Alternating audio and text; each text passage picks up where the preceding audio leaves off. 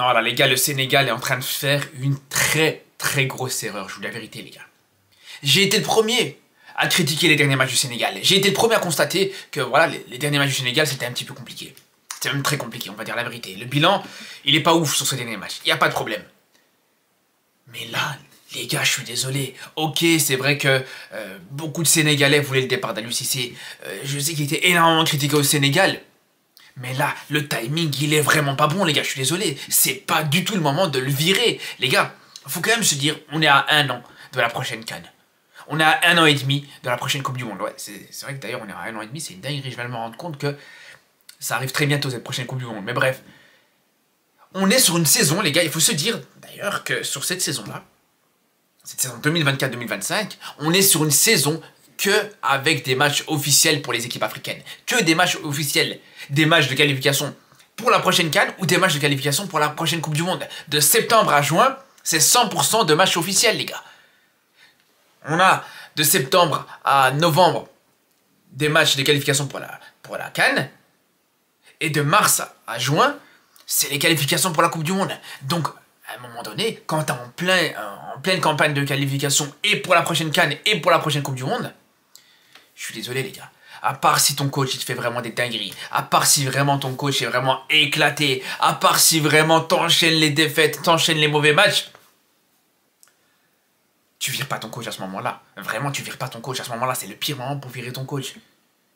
Surtout qu'il faut quand même dire une chose, parce qu'encore une fois, c'est vrai que sur les derniers résultats, il faut le dire, c'est vrai que le Sénégal, c'était pas ouf, il n'y a pas de problème.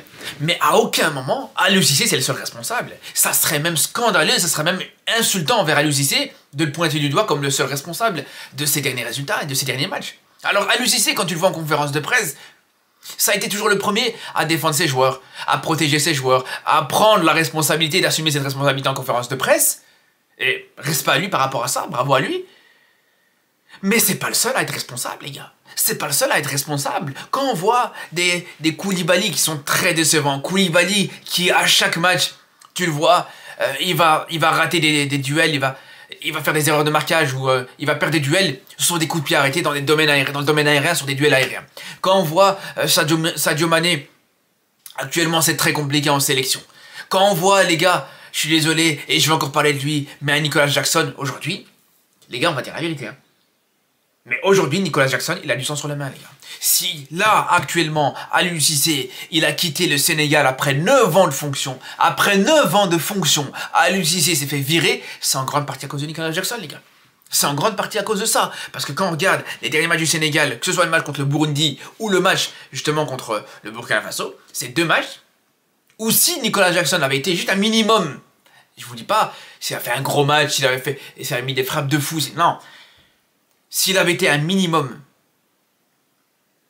bon, un minimum à son niveau, un minimum à ce que t'es en droit d'attendre, je vais pas dire d'un attaquant, je vais même pas dire d'un joueur de foot professionnel, je vais même pas dire d'un sportif de haut niveau, mais si juste Nicolas Jackson, il était au minimum, au niveau de quelqu'un qui a la pleine maîtrise de ses jambes, Aliou Cissé, aujourd'hui, je vous dis la vérité, il serait toujours en fonction avec le Sénégal. Parce que, ouais, sur les buts, sur justement, les occasions de but de Nicolas Jackson contre le Burundi ou le Burkina Faso, c'est 2 situations où le but, il est quasiment vide.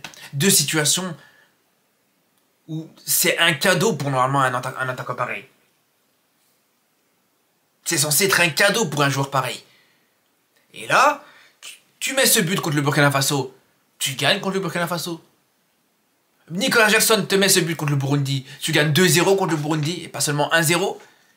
Et là c'est différent, là tu te rassures, là tu sors d'un 6/6 sur les 2 derniers matchs, t'es rassuré, t'es serein et tout ça. Après vous allez me dire ouais mais non mais c'est de la faute d'Aliou Cissé d'avoir titularisé Nicolas Jackson, c'est lui qui a choisi de le titulariser. Mais les gars, comment tu veux lui en vouloir au bout d'un moment quand le mec il titularise un joueur qui joue à Chelsea, un joueur qui fait partie des meilleurs buteurs de cette saison en première ligue, qui fait malgré tout, même si on va pas se mentir, ce week-end contre Brighton, encore une fois il nous a fait des dingueries, mais malgré tout, c'est sûr et certain les gars, on va pas se mentir que ça reste un grand attaquant en tout cas.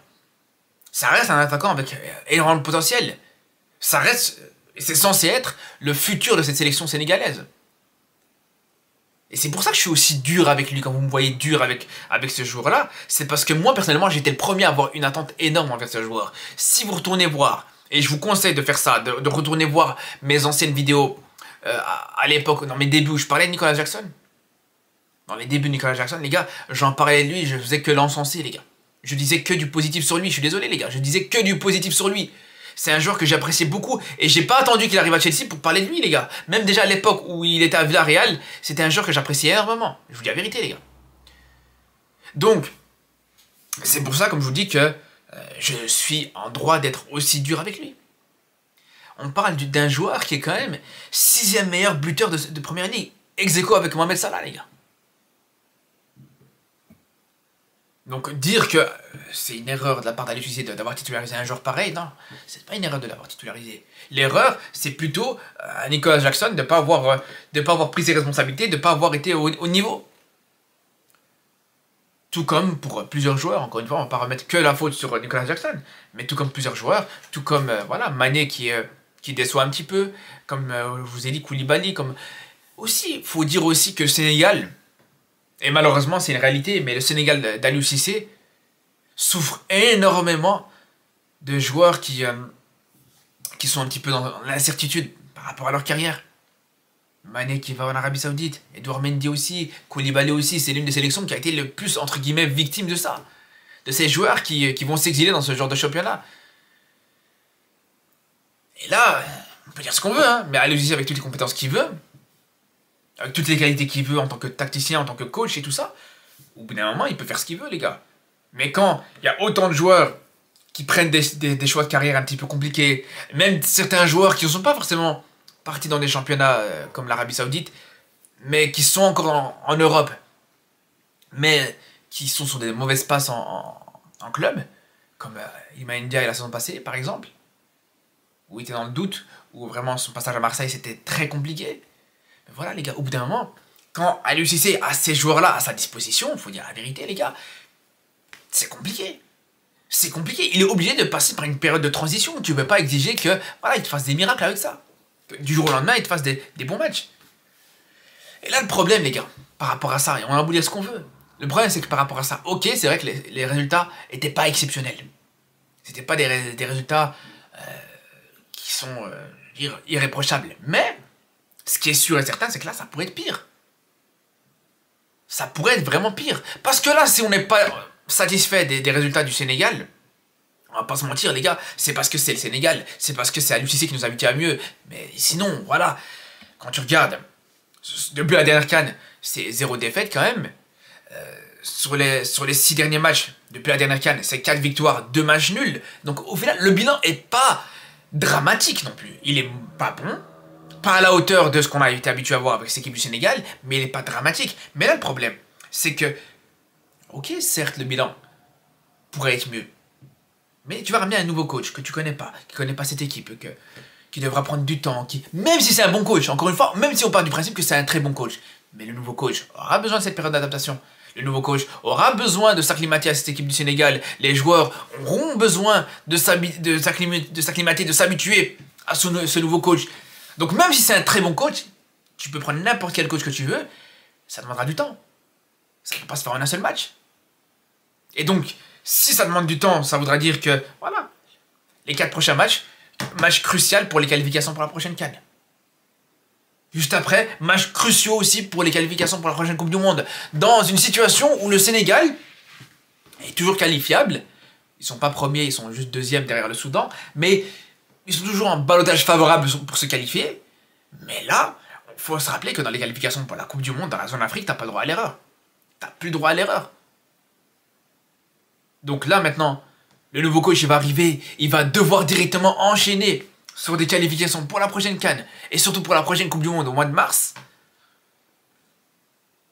Ça va être très compliqué. Il va arriver, mois de mars, match justement contre le Soudan, contre une équipe du Soudan qui est première, match, je vous dis, où tu n'auras pas le droit à l'erreur, tu devras enchaîner juste après contre le Togo, tu devras enchaîner après dans un déplacement en RDC, au Congo. Les gars, on peut me dire ce qu'on veut. On peut me dire ce qu'on veut, mais s'il y en avait bien un, s'il y a bien un coach qui est à même de pouvoir gérer ce genre de match avec le Sénégal, c'est Aliou Cissé. C'est ce coach qui est là depuis 9 ans. tu fais ces qualifications avec Aliou Cissé, tu fais à la limite la prochaine CAN, et si à la prochaine CAN ça va pas, c'est à ce moment-là que tu pourras juger s'il faudra le virer ou pas. Tout simplement. Tout simplement, c'est aussi simple que ça, les gars. C'est aussi simple que ça. Parce que là, j'ai envie de vous dire, ce qui est dramatique, il faut quand même se dire, les gars, c'est que là, Aliou Cissé, après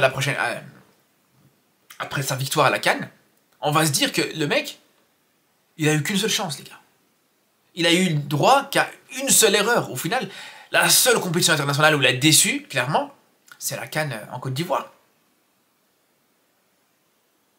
Mais à part ça, les gars, je vous dis la vérité, voilà, le mec gagne la CAN. Juste après, prochaine compétition, il va en Coupe du Monde, il se qualifie en 8ème, il répond, il fait ce qu'il faut faire. Et encore, c'est même exceptionnel qu'il sache faire ça en l'absence de Mané, en l'absence d'un Idrissa Gueye aussi en 8ème de finale.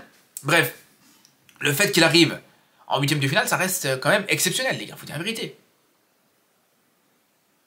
Puis juste après, bon, il y a cet échec à la CAN, en Côte d'Ivoire, et là il se fait virer. Il n'a même pas le droit de retomber sur ses pattes, de refaire une compétition internationale, qui se fait virer juste derrière. C'est là où pour moi c'est injuste.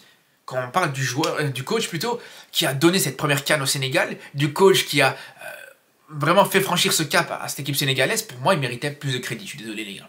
Il méritait plus de crédit, il méritait, pourquoi pas, refaire une CAN. Tout simplement, les gars. Refaire au moins une CAN après son échec entre guillemets à la CAN précédente. Parce que il se fait éliminer contre la Côte d'Ivoire, les gars. Mais pour moi, je vous le dis, les gars. Pour moi, la Côte d'Ivoire actuellement, c'est très très fort. C'est très très fort. Et encore à la limite maintenant, la Côte d'Ivoire, c'est très fort, mais on la connaît. Maintenant, on s'y attend. Là, à ce moment-là, personne ne savait quand tu venais de voir une équipe de Côte d'Ivoire qui s'était fait taper par cette équipe de Guinée équatoriale 4-0. Personne ne s'attendait à ce que la Côte d'Ivoire aille gagner la CAN juste derrière. Même si c'est vrai que je l'avais, personnellement, sans me vanter, je l'avais dit. C'est vrai que j'avais dit que cette équipe ivoirienne pouvait être très dangereuse. Mais justement, c'est vrai qu'elle était très dangereuse à ce moment-là. Comme j'avais dit plusieurs fois, et même j'ai vu que Kessié aussi il en avait parlé, que cette équipe ivoirienne pouvait la considérer comme des morts vivants. Comme une équipe qui n'avait plus rien à perdre, comme une équipe qui revenait de la mort et qui avait une seconde vie. Donc juste derrière, voilà, j'ai envie de vous dire, les gars, tu peux pas en vouloir beaucoup à cette équipe sénégalaise d'avoir perdu contre ça. Surtout que, comme je vous dis, c'est pas une équipe ridicule, cette équipe ivoirienne. Tu te fais éliminer contre le futur champion en titre. Tu te fais éliminer contre une équipe qui actuellement, elle marche sur l'eau, qui vraiment fait des très bonnes choses. Donc je vous dis, c'est pas une humiliation totale non plus. Mais bref.